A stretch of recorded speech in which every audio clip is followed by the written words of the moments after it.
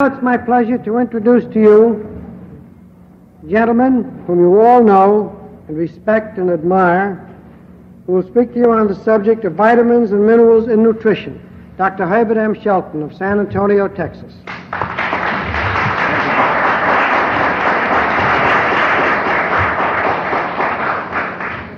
They always put me on last and then let all these long-winded talkers use up my time. And then they tell me I have to talk briefly. And when they said that, Dr. Anderson leaned over to me and whispered, "Is it possible?" I don't know just what he meant by that. I wonder how many of you ever ate a vitamin? How many of you ever ate a mineral? You see how silly my subject is? It was given to me by somebody else. We don't eat those things. What do we eat? We eat apples. We eat cabbage. We eat oranges. We eat celery. We eat peaches. Sometimes we don't eat the peaches, of course.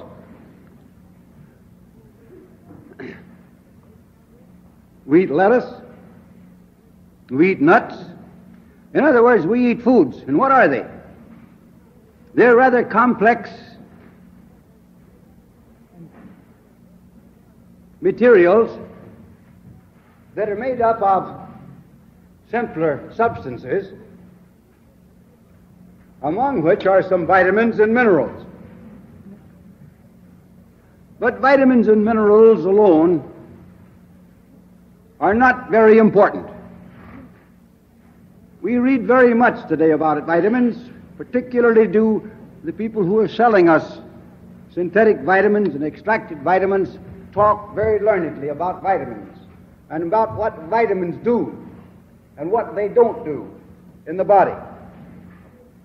Actually, a vitamin in a vacuum is valueless. Vitamins are valuable only in association with food elements. Vitamins are not supposed to be foods, and as their behavior is described to us, they seem to be nothing more nor less than an enzyme. Instead, however, of them doing something in the body uses vitamins with which to carry on certain of its synthetic activities in building up and in maintaining its tissues. Somebody's always shooting at me.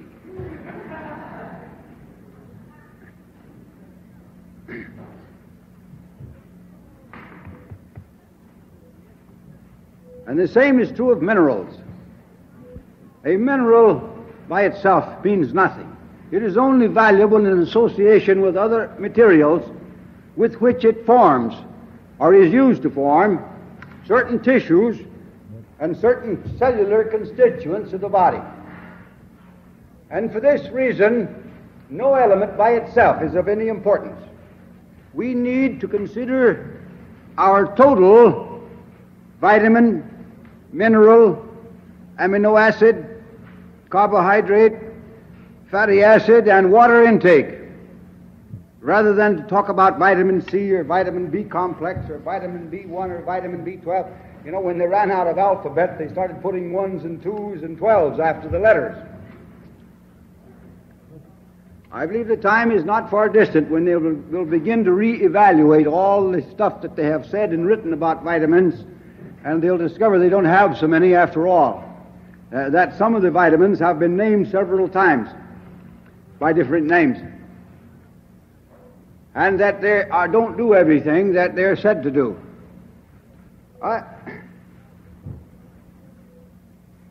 There was a time when we knew nothing of vitamins, and there was a lot of experimenting done in those days with foods.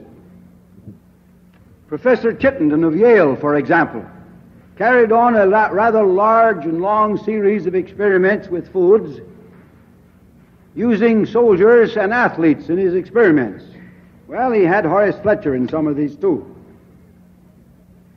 And if you go back and read over those experiments and notice the list of foods to which that he fed to those men, you would be amazed, I'm sure you would be amazed to discover the remarkable results he achieved with his changes of diets without giving any consideration to factors that were then unknown, and factors that in the diet he then gave in his experiments would now be considered practically non-existent, or at least greatly deficient. To take soldiers and athletes and change their diet and increase their strength and increase their endurance and increase their health with a diet that is lacking in food factors that we are today making so much fuss about, would seem to me to indicate that perhaps we're making entirely too much fuss about these things. That we need to consider not individual food factors, but our total food intake. Not that we should cease fragmentizing our foods and learn to eat foods as a whole, and learn to recognize, too, that no food factor is more important than any other. We learn about the various vitamin Bs, vitamin B1, B2, B12, B this and B that, and you can be anything you want to, but the point I want to bring out is that these vitamin B factors are no good separated from each other. You have to take the whole vitamin B complex in order to really get any value out of it. And this is the point you need to learn about all your foods. You need to take it all together. There's no value in building bone to take a lot of extra calcium into your body if you do not have at the same time adequate quantities of phosphorus to go along with it, and adequate quantities of the particular vitamin needs to enable you to assimilate both the calcium and the phosphorus. Add to your calcium intake and neglect the intake of the associated factors, and you don't increase your bone building.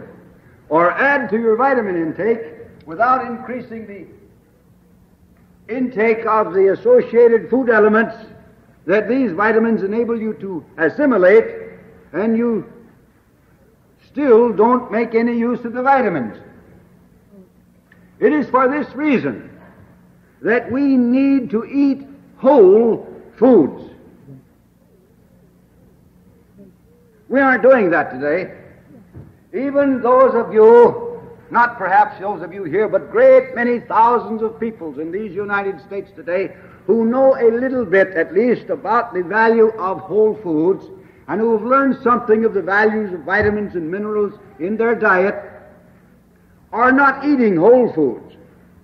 On the contrary, they're eating foods that are just as badly denatured in one direction as the conventional diet is denatured in another. You think of white flour as a denatured food, but you imagine that wheat bran is not a denatured food, but it's not whole wheat, and many of the elements of the wheat have been removed from it. It is just as much a denatured food as is white flour. You think that white rice is a denatured food, but rice polishings are not, and yet the greater part of the rice has been removed from those rice polishings. It is a denatured food. You're buying extracted vitamins and synthetic vitamins from your health food stores, and you're taking them, and you think that you're eating a natural diet, that you're eating an adequate diet, that you're eating a wholesome diet, merely because you're adding these vitamins to your diet. Now, you don't need additional vitamins to your diet if you eat whole foods. If you're going to insist on living on white flour and white rice and white sugar and pasteurized milk and all other kinds of denatured foods, then you're going to think that you need additional vitamins. But that isn't enough.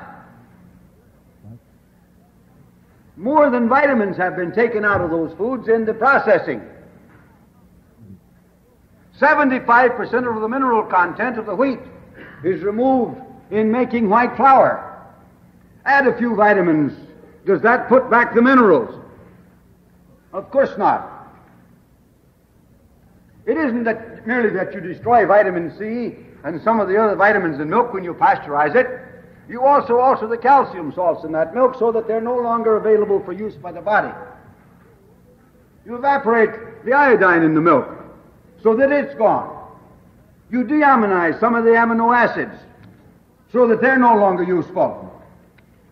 Adding some vitamin to your milk or irradiating the milk doesn't put back the food elements that are destroyed by that pasteurizing process.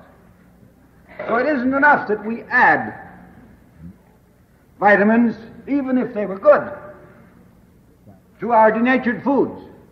On the other hand, if we eat natural foods, if we eat whole foods, if we eat unprocessed foods, they contain the minerals and the vitamins that our bodies require in adequate quantities and in proper proportions to give us the nourishment we need. Now, I know that I'm going to hear from some of you the statement, well, is that true today when all of our soils are so badly depleted? Yes, it is. If the soil is sufficiently fertile to produce vegetables and fruits, the fruits and vegetables on that soil will be adequate to nourish you, providing you take them, as do the wild animals that live on the same land. If you'll notice the wild animals living on these soils, on the produce of these soils, you will discover that they're vigorous, and they're healthy, and they're well developed. But they don't send their wheat to the mill and have it robbed of its minerals and vitamins. They don't send their milk to the creamery and have it pasteurized. They don't dry the vegetables that grow there and powder them and put them up in pellet form and swallow them as pills. They take the foods as Old Mother Nature hands them out. Somebody made the remark here this morning that Mr. Trop said yesterday that all this talk about spraying vegetables is folly. That these sprays, this spraying of vegetables is not necessarily harmful. I didn't hear Mr. Trop say that, but the story's going around. Somebody is going to call him to task for it. I didn't hear him say it. I was sitting here by him when he made these remarks. I heard him say that the thing has been overemphasized, and I agree with him on that. To get the finest of fruits and vegetables so that we will be assured adequate supplies at all times and under all circumstances of minerals and vitamins, it will be necessary that we do something to our soils and improve them. One of these things that will be necessary will be, of course, a return to the primitive method of fertilizing. A method of fertilizing that, so far as we know, man started before the dawn of history and has continued on down throughout the ages to the present time. Only there are parts of the earth, and in this country in particular, in which we got away from it for a time, and I'm speaking now of what is called organic fertilization. But I would like to emphasize a fact that I believe there are many in the audience that will be in a position to verify. And that is this, that organic fertilization alone is totally inadequate to meet the fertilizing needs of the present time. From all parts of the United States, I receive letters regularly from people who are failing with organic fertilizing.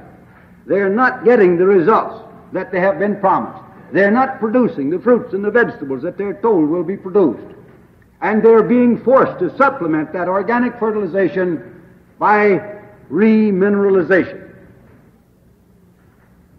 There is a concern out in Kansas, I believe, that advertises that it has the largest organically fertilized farm or garden in the United States. It's a little over 400 acres. Imagine calling that a large garden. The Belgian farms, which are but a few miles south of the city of San Antonio and that are 50 years old, contain 2,000 acres.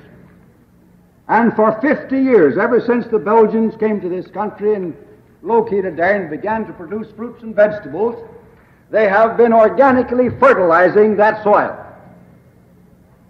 They supply a large part of the fruits and vegetables in the markets of the city of San Antonio. Some of you may take this message back, if you want to His Majesty Simon Gould. I'm sure that he'll hear about it before 9 o'clock tonight anyhow. And a few of the other things that have been said and done here. For all the time that I have been in San Antonio, my patients have received some organically grown materials, but I have never made any fuss about it. But what I want to bring to your attention is this. The owners of these gardens tell me that they have discovered from 50 years of experience that they have to remineralize that soil every 3 years, or it goes down, and they can't keep up their production and their standard of their vegetables and fruits. Now, the people of Belgium have never abandoned organic fertilization. And these Belgians brought this practice with them when they migrated to this country 50 years ago, and they're still carrying it on. The people who have that 400-acre tract out there in Kansas who manufacture a food supplement that they call Spring Green put tons upon tons of organic material upon that soil. But in addition to that, they put tons upon tons of minerals of various kinds upon that same soil. And if we are to successfully rebuild our depleted soils, we're going to have to follow that same kind of a program. And the experiences and experiments of Mr. Savage in Kentucky indicate that the most important part of the program is remineralization. To put vegetables, that is, parts of vegetables. Suppose you raise wheat on an acre of land, and you cut the wheat and shock it and let it mature or dry, and then you thresh it. And suppose you grind up the wheat straw and return it to the soil, and you haul off the wheat and sell it in the market, and people eat it, or the cattle eat it, and the horses eat it, and the chickens eat it. It never is returned to the soil. So what you're doing is returning a small part of what you took away. Oh yes, you can go across the fence and borrow some more organic material from the fellow across the fence and add to your soil, but you're robbing his. You're robbing his. You're robbing his. You can go to the woods and rake up the leaves and the boughs. You can go to the sawmills and get the sawdust. You can get organic materials from many sources and add to your soil, but you're robbing one soil to enrich another. In the long run, we haven't gained anything. And if we only add part of the vegetables and fruits that are reared on depleted soils, we put back depleted materials with which to enrich the soil. This means that we are going to have to remineralize these soils. Sooner or later, this fact must be recognized. And a recognition of it is growing, not merely among a few people who have known about it for 100 years, but also among those who are engaged in organic gardening. The fact that they get far superior results by remineralizing their soils is dawning upon them, and they're beginning to do it. Even Mr. Rodale now advocates a certain amount of remineralization. I don't know whether I ought to claim credit for it or not, but he did write me a letter and said, Dr. Shelton, I'm beginning to think that you're right about this thing. We are going to have to remineralize. Now, these are a few things. We speak about health from the ground up. These are a few facts that we must learn and must know. And perhaps there aren't 10 farmers in the house. I don't know, but perhaps there are not that many. Maybe there's more than that. Most of you, at least, are not farmers, and you're not going to do any farming. Some of you live in the cities, and about the only thing you're going to grow is a few pot plants. But you can do something to help promote a program of better fertilization of the soil by demanding foods grown properly. The first health food store that was ever established in this world was established by the original Hygienic Society in 1836 in the city of Boston. And they refused to handle anything in that store to sell to the hygienists of Boston unless it had been grown upon soils approved by the hygienists. It either had to be properly fertilized soil or it had to be virgin soil. Now, inasmuch as there is not much virgin soil left in this country, we're going to have to think primarily of the fertilization program. And this is going to eliminate much of the spraying of fruits and vegetables. I am not yet convinced that it's going to eliminate all of it. I know that they tell you that the better the food,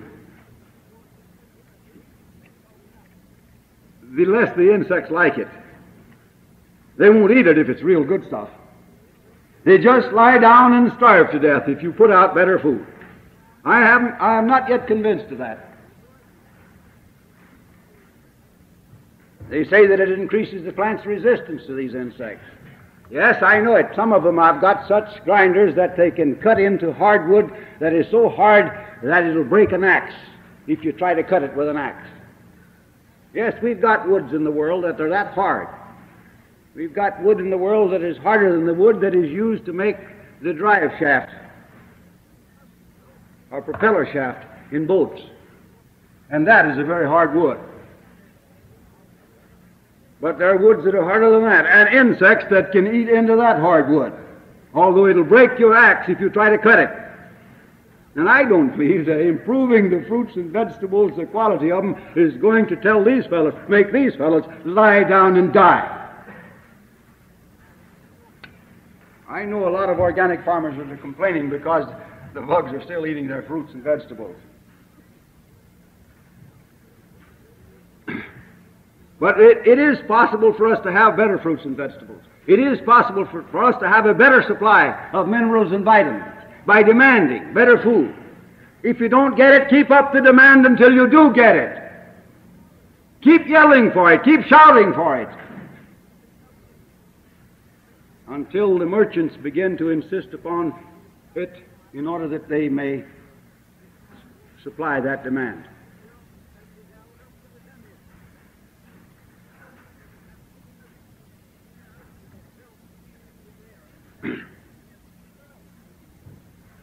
Keep this thing in mind now,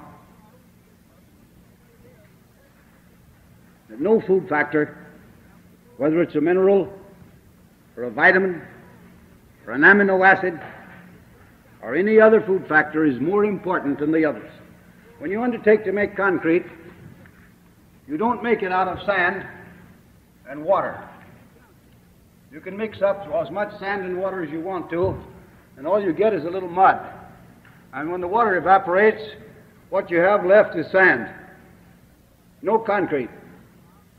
In order to have concrete, it is necessary that you add to that sand and water certain amounts of cement. Your sand, your cement, and your water added together in proper proportions gives you concrete. If you add too much sand, you get a very poor quality and easily broken and fragile concrete. In the same way, in nourishing the body, it is necessary that you have all of the nutritive elements in proper proportions in order that you produce out of it the tissues and the organs of the body as they should be. Not just an excess of this or an adequacy of that, but an adequacy of everything, without too much of an excess of anything.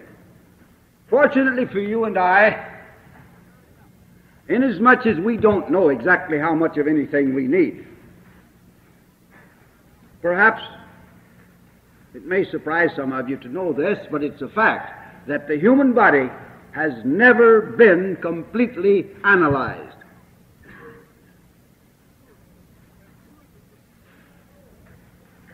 We do not know everything that goes into the making of the human body. We do not know the proportions of everything that goes in there.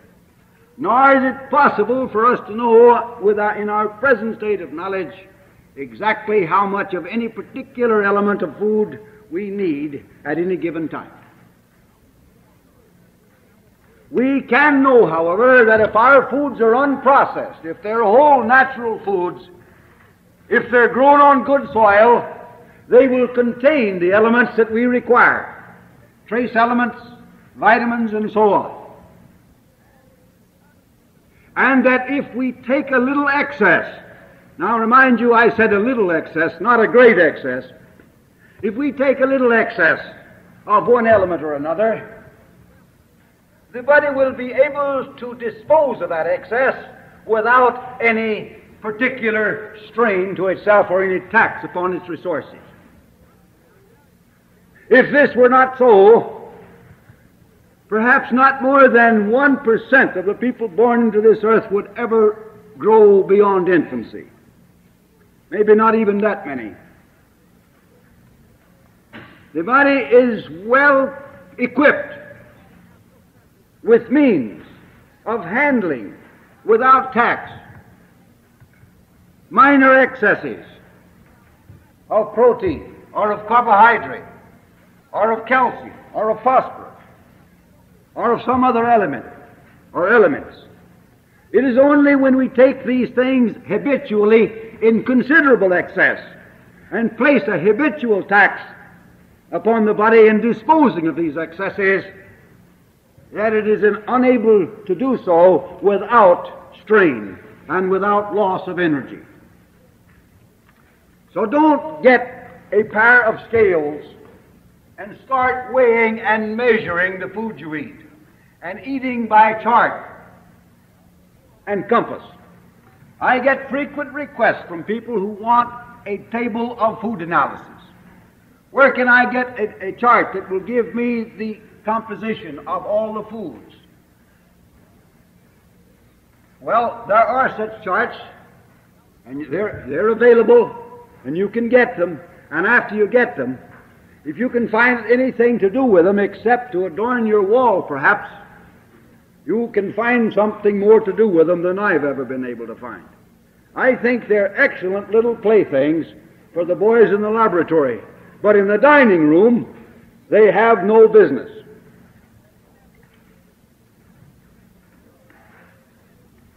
When you start weighing and measuring your food and worrying about whether or not I'm getting just the exact amount of this vitamin or of that mineral, it won't be long until they'll have you in the nut house. We should try to maintain an attitude of poise and sanity about this question of food. Animals don't study dietetics and get scales and weigh and measure their food, nor do they consume 3, 5, and 7-course meals.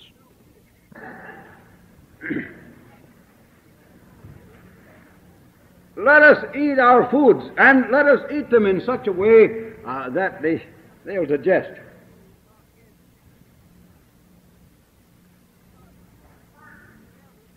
The common method of eating, the conventional mode of eating, is such that there isn't a digestive system in all the earth that can digest the conventional meal with any degree of efficiency. The normal, the natural limitations of the digestive enzymes are absolutely disregarded in our eating practices, so that we are usually walking cesspools full of gas and full of toxins and full of discomforts.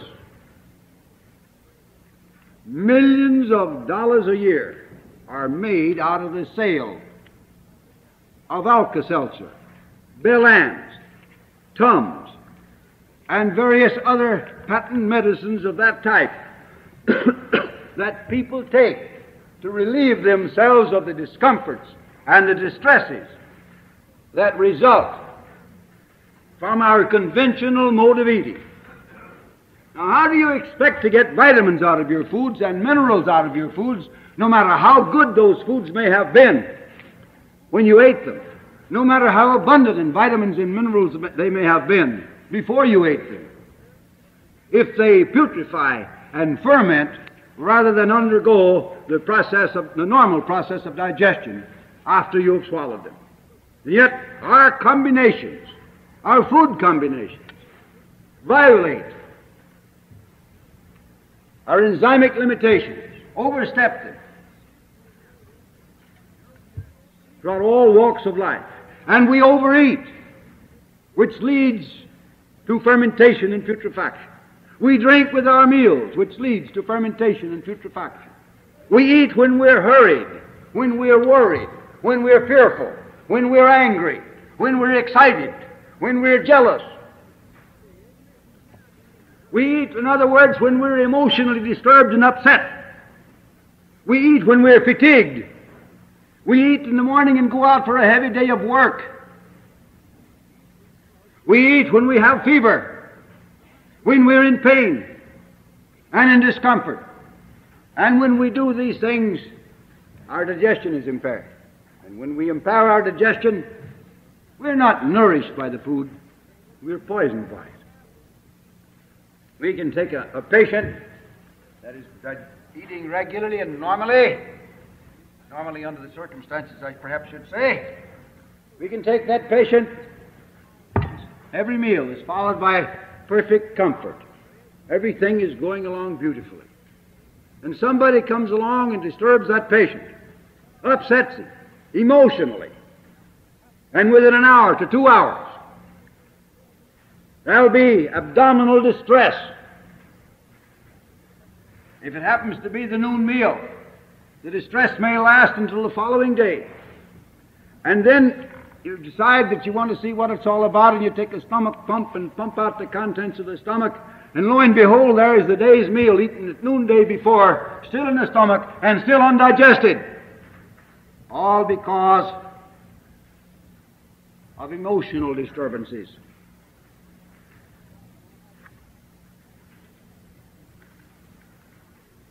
This fellow wants me to stop. I don't blame him, do you? I wouldn't sit out there and listen at it myself.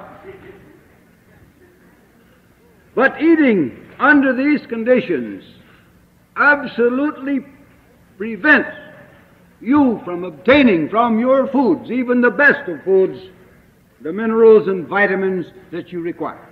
Now let me conclude by saying this. Nourishing your body and supplying your body with minerals and vitamins involves far more than merely eating foods that contain minerals and vitamins. It involves eating those foods under emotional and physical and physiological conditions that enable you to efficiently digest, absorb, and properly assimilate the food elements.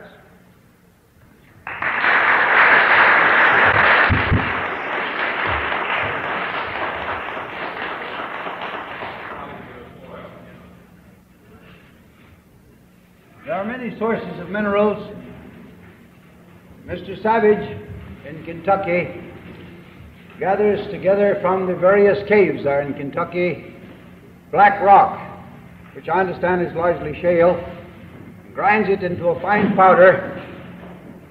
But before adding it to the soil, he analyzed the soil to determine just exactly what minerals are most abundant and which minerals are least abundant in the soil and which ones are needed. And he makes up his rock mixtures in such a way as to properly balance the mineral constituents of the soil. Hensel of Germany and Samson Morgan of England used preferably powdered granite. Limestone, phosphorus rock, and many other rocks are used in this fashion. Dr. Lindlar used to go to the steel mills and get the sweepings from the floors in the steel mills and add these to his soil in order to add iron to the soil. But there are many sources of minerals, and they're added to the soil, and by the way, they're not usable by the vegetables the first year they're put on the soil. It usually takes about 3 years for the soil bacteria to properly prepare those minerals for plant utilization. Question from this side. Who has a question? The gentleman there.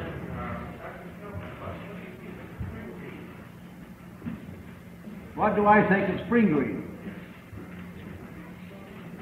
Spring green is the product that is produced off the vegetation that is grown on the farm that I mentioned out there in Kansas City. Hygienists do not endorse and they do not employ, either in their own lives or in the care of their patients, nor do they advise anyone else to use food supplements of any type, no matter what the advertising claims for those supplements may be. What is this about canned foods? Are they good foods? They are not. The only time to eat canned foods is when you can't get something better. There are parts of the country and times of the year when I think you are forced to resort to such things. But don't eat them except under such conditions. Is goat's milk allowed in the natural diet? Yes, for the kid. But not for you. Not for the hygienist. Goat's milk is probably the equal of cow's milk.